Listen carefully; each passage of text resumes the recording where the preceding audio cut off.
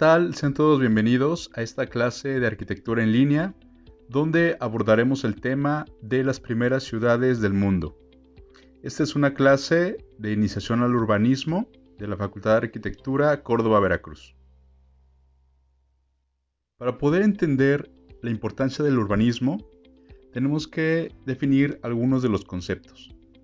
El urbanismo es una disciplina que define la organización y ordenamiento del territorio, edificios y los espacios de una ciudad acorde a un marco normativo y a un reglamento, considerando para ello la estética, la sociología, la economía, la política, el valor patrimonial, los espacios saludables y la tecnología en el diseño de la ciudad y su entorno, tanto para los nuevos equipamientos como para los ya existentes, a fin de mantener un equilibrio y contribuir con esto a una mejor calidad de vida de sus habitantes.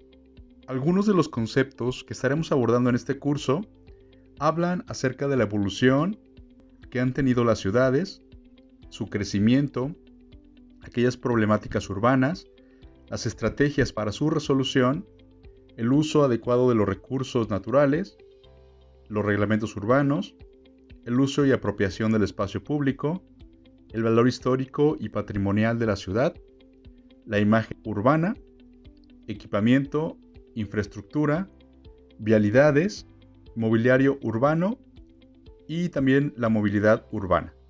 Todos estos elementos conforman lo que es la estructura urbana y tienen que ver con el estudio de las ciudades.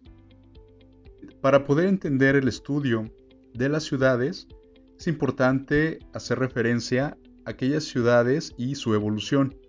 Por lo tanto, en este video vamos a abordar lo que es la ciudad antigua, como lo son Cataluyuk, Jericó, Mesopotamia, Ur, Uruk, Babilonia y Egipto. Ciudades con características muy importantes por ser los primeros asentamientos en la humanidad. El periodo neolítico, de las palabras neo, nuevo y de piedra, es el último de los periodos en que se considera dividida la edad de piedra. El término se refiere a las elaboradas herramientas de piedra pulida que caracterizan a este periodo y lo diferencian de la antigua edad de piedra o el paleolítico por herramientas de piedra tallada más toscas. Es el periodo de la historia humana que se caracteriza por el desarrollo de la economía productiva, es decir, la agricultura y la ganadería. Se da la aparición de los primeros asentamientos humanos, la utilización de la piedra pulida, la cerámica y la construcción de monumentos megalíticos. El hombre nómada se convierte así en sedentario. Este periodo fue seguido según las regiones por la edad de los metales y por la edad antigua, en la que surgieron la escritura y las primeras civilizaciones. Cataluyuk es un antiguo asentamiento del periodo neolítico, siendo el conjunto urbano más grande y mejor preservado de la época. Está situado a orillas del río Kazamba, en la Anatolia Central, que es Turquía. En su apogeo, este asentamiento llegó a cubrir casi 13 hectáreas. Era una ciudad dedicada a la agricultura y la manufactura de artesanías, con una religión definida, especialistas religiosos y un alto nivel de aglomeración y densidad, lo que de alguna manera formó una de las ciudades compactas alrededor del año 6250 a.C. En esa imagen se pueden observar cómo es que están agrupadas por bloques las viviendas. Al no existir calles ni tampoco elementos de circulación, es por eso que se formaban estos bloques. En Cataluyuk, la cría de ganado era el sustento básico para la economía de los habitantes. Aparecieron esculturas reproducidas en arcilla, usados como ornamentos, influyendo en lo que era la vida religiosa y social de la comunidad, como lo podemos observar en las imágenes de las viviendas tipo. Vivían en casas rectangulares, construidas con adobe, adosadas, sin calles ni corredores entre ellas, acopladas en bloques. El acceso a las viviendas se hacía desde los techos, caminando sobre ellos, utilizando escaleras interiores y exteriores para comunicar los diversos niveles. Al estar las casas pegadas, se configuraba una especie de muralla defensiva hacia el exterior por no tener aberturas. Esto debió resultar suficiente para salvaguardar a los habitantes de los ataques, pues no se han encontrado signos de luchas en el yacimiento. Al interior de las viviendas, los muros, como podemos observar, eran de adobe y para conformar la cubierta utilizaban vigas de madera y barro apisonado sobre diferentes capas vegetales. Las aberturas de estos techos servían también como una fuente de ventilación, proporcionando aire fresco y permitiendo salir el humo que se producía al interior por la cocción de los alimentos. Al parecer, los pobladores tenían una vida igualitaria.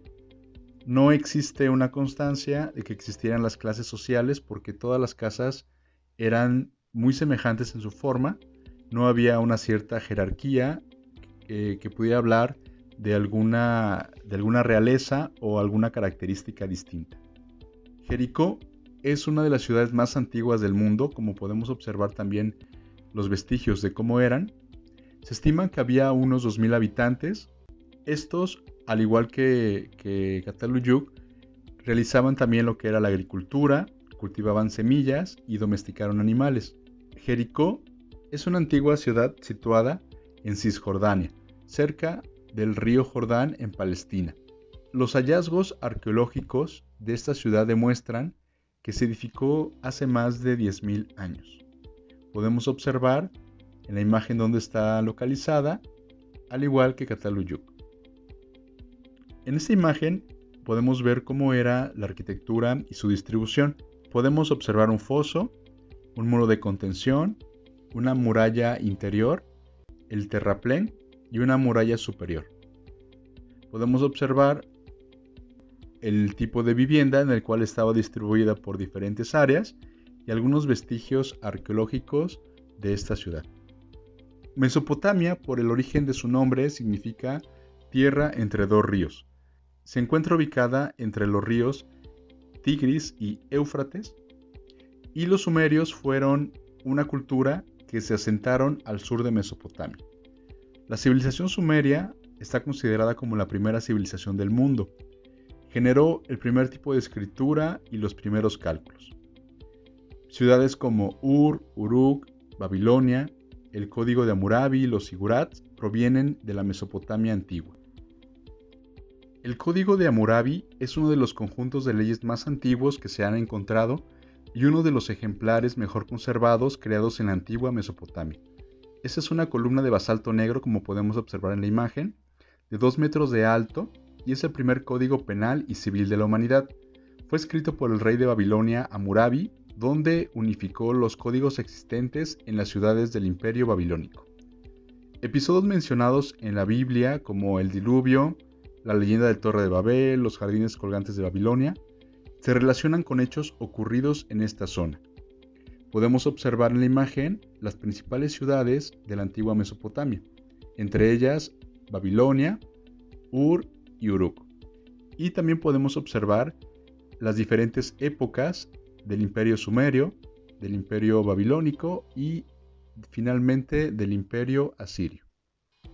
La ciudad de Ur, que Ur significa la ciudad por excelencia, existe la teoría etimológica que explica que esta denominación Ur dio origen a la palabra que Roma posteriormente utilizó para denominar a las ciudades, como Ur o Urbis. Ur fue uno de los primeros núcleos urbanos de la humanidad, localizado al sur de Mesopotamia. Su legado arqueológico es el más destacado de la cultura sumeria. Originalmente estaba localizada cerca del río Éufrates, en el Golfo Pérsico, y sus ruinas se encuentran a 24 kilómetros aproximadamente al sureste del actual Irak. En julio de 2016, la UNESCO eligió este sitio arqueológico de Ur como Patrimonio de la Humanidad, como parte de los vestigios de los asentamientos sumerios en la Baja Mesopotamia, que florecieron en el tercer y cuarto milenio a.C., en el delta formado por los ríos Éufrates y Tigris. El Sigurat de Ur es una estructura junto a las ruinas de esta ciudad, en el cual es elevado como un lugar de un culto al dios llamado Naná, que significa luna en sumerio, fue destruido y posteriormente mandado a construir por el rey Nabucodonosor II de Babilonia. En la imagen podemos observar las diferentes ruinas o vestigios que se encuentran actualmente. Podemos también observar cómo estaba distribuida la ciudad, el palacio real, el sigurat, el santuario, aquellos campos de cultivo y una representación de los asentamientos perimetrales en esta zona. Algo importante es el hecho de mencionar los canales que existían para el riego, el puerto y las murallas perimetrales que daban cierta protección hacia la seguridad de la ciudad. En este plano podemos observar por colores cada uno de los diferentes elementos, desde la muralla, el sigurat, espacios públicos, entre otros. En sumerio, la palabra Uru podría significar ciudad, pueblo, aldea o distrito. Uruk fue una ciudad antigua de Mesopotamia, situada al sur, a orillas del Éufrates. Propagó su cultura e influencia por toda Mesoamérica, convirtiéndose en el primer y más importante centro urbano del mundo. Uruk tenía una zona amurallada de casi 6,5 kilómetros y una población aproximada entre 50.000 y 80.000 habitantes, siendo, por lo tanto, la mayor ciudad del mundo en esa época. En Uruk se encuentra por primera vez las tablillas de arcilla, como podemos ver en la imagen, con muescas que demuestran la existencia de una contabilidad, lo cual puede interpretarse como un paso previo a la elaboración de la escritura. El periodo de Uruk se caracteriza por la formación de las primeras ciudades-estado. En la creación de su arquitectura monumental, como podemos ver en la imagen, disponía también de una red de 3 canales fluviales, varios puentes que conectaban con el río. En Uruk, la civilización sumeria parece alcanzar su cúspide en el centro del poder político. Babilonia fue una antigua ciudad de la Baja Mesopotamia en el siglo VII a.C. con una extensión cercana a las 850 hectáreas, 400 de ellas protegidas por el perímetro interior de murallas. Se convirtió en la capital del imperio al mandato de Hammurabi y fue un gran centro político, religioso y cultural. A su vez, Nabucodonosor lo protegió con un segundo cinturón amurallado, mucho más amplio, como podemos observar en la imagen, en el cual existen 2 murallas. El río Éufrates tenía un papel importante en su defensa, porque además de utilizar las aguas para crear los fosos y el riego, construía una barrera natural. En esencia, Babilonia era una sucesión de recintos amurallados. Actualmente sus ruinas, las que fueron parcialmente reconstruidas por Saddam Hussein a finales del siglo XX, se encuentran en la provincia iraquí de Babil, al sur de Bagdad. La ciudad interior estaba dividida en 10 grandes manzanas, barrios o cuartos que recibían nombres propios. El recinto exterior estaba dividido en distritos. Había además suburbios situados dentro y fuera de la muralla exterior. La Avenida de las Procesiones era la principal vía de Babilonia. Al este de ella se encontraban los principales edificios de la urbe. Era utilizada como un recorrido festivo y sagrado. Comenzaba en el extremo norte de la muralla exterior y continuaba paralela al río Éufrates. La puerta de Ishtar fue una de las 8 puertas monumentales, la cual tenía aproximadamente 10 metros de altura por 14 de ancho. Era una muralla interior de Babilonia. Podemos observar en las imágenes que estaba decorada con animales de colores brillantes sobre un fondo azul vidriado. Estaba dedicada a la diosa babilónica del amor y la guerra. Esta puerta a su vez daba acceso al templo de Marduk, que era el señor de los dioses. El uso de estos ladrillos vidriados, policromados y pintados con esmalte fueron técnicas muy populares en la ciudad de Babilonia y con el tiempo se convirtió en la característica más llamativa de la ciudad.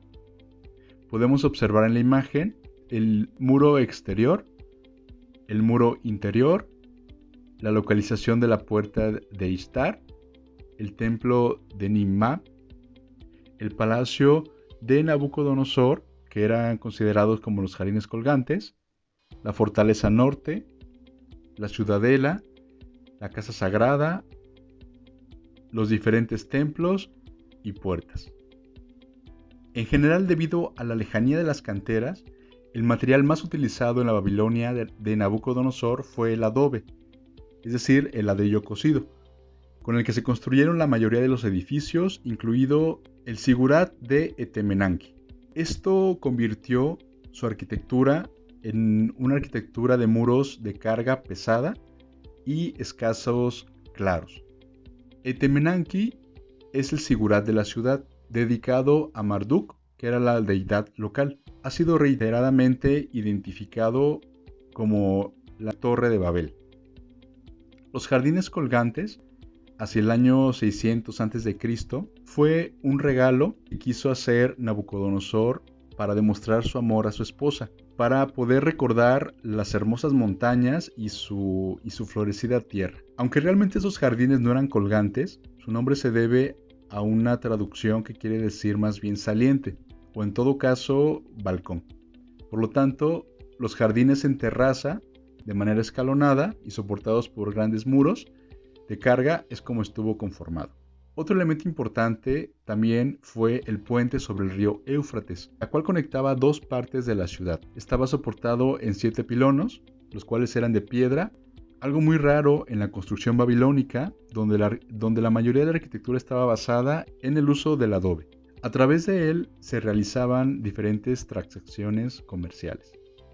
Otra de las principales culturas y ciudades fue Egipto. Hace unos 3000 años antes de Cristo se inicia esta civilización junto al río Nilo. Se organizó en 2 zonas diferentes que los historiadores le han dado el nombre del Alto Egipto y Bajo Egipto. El río Nilo permitió el transporte y el comercio. El poder político fue fuertemente centralizado y jerarquizado. Hay que recordar que Egipto estaba gobernado por el faraón, que era considerado como un dios viviente, y existían diferentes clases sociales. El concepto religioso de la inmortalidad del faraón también es importante porque dio pauta a aquella arquitectura monumental, en la cual se caracterizaba por el empleo de la piedra de sillería tallada, con grandes bloques, mediante un sistema constructivo adintelado y sólidas columnas. Aquellos monumentos, en su mayoría, eran hechos por los esclavos, cumpliendo un tributo hacia el faraón. Esencialmente, los edificios de esta civilización milenaria eran de 3 tipos: monumentos funerarios, monumentos religiosos y construcciones habitacionales o civiles. Los monumentos religiosos, el templo era el edificio utilizado para honrar a los dioses. La mayoría tenía una distribución semejante que se dividía en las siguientes partes: la avenida de Esfinges, que era un paseo que conducía al templo y estaba lleno de esfinges, que son unas figuras de cuerpo de león y cabeza humana; el pilono, que era la entrada formada por un gran muro en el que se colocaban los obeliscos o representaciones del faraón; la sala Hípetra, que era un patio abierto rodeado de columnas, en su interior había una gran cantidad de esculturas; la sala Hipóstila, la cual se encontraba también en el interior y era una habitación con columnas gigantes a la que solo podían acceder tanto el faraón como los sacerdotes y altos cargos; y por último el santuario, que eran las salas más importantes. Algunos ejemplos, como los que vemos en las imágenes, se encuentran el templo de Karnak, el gran santuario de Amón y el templo de Luxor. El obelisco consistía en una columna alargada, como podemos observar en la imagen, de forma cuadrangular, la cual se elevaba sobre una base de mayor tamaño.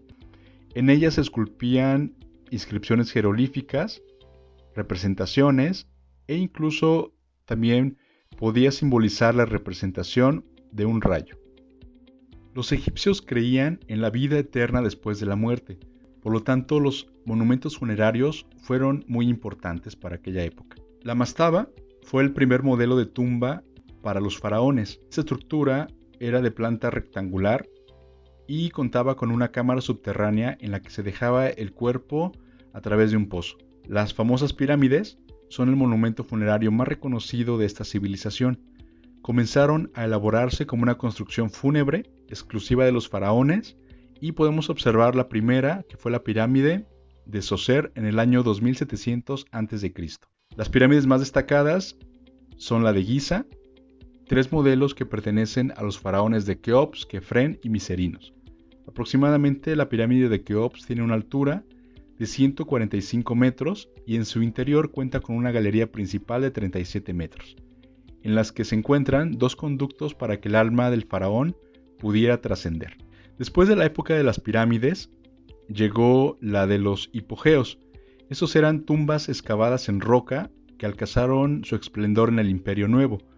Este cambio se dio debido a los continuos saqueos que sufrían las pirámides en su momento, en el cual se intentaban esconder el máximo posible las tumbas de los faraones y las riquezas que se encontraban en ellas. El hipogeo más importante es el del Valle de los Reyes en Luxor, la antigua Tebas.